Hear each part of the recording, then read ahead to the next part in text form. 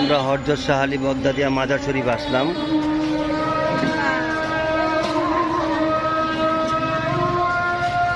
এবার তারিখ বলেন তো, কয় তারিখ থেকে আরম্ভ?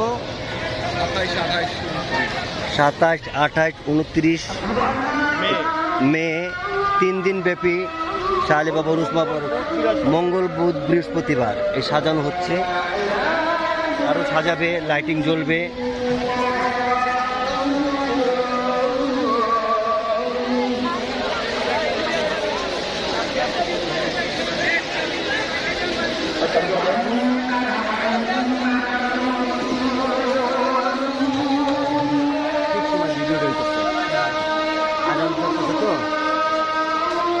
আজানটা শোনার জন্য মানে ভিডিওটা দেখবো, খাইব নাকি?